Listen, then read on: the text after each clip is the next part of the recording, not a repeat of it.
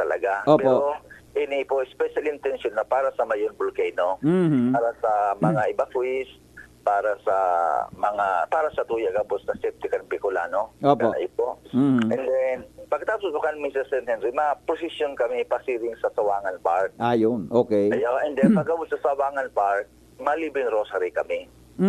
Ipo, darami sa image ni Our Lady of Rosary, darami sa image ni Sacred Heart of Jesus. Opo, opo. Sa Sawangan Park, materi po ma-rosary. At then, ang intention niyo man po ginari ito para sa pagkalmada kan Mayon. Ayun. And then para sa mga satuya, para sa kita. So, yun ang pinaka-intention me.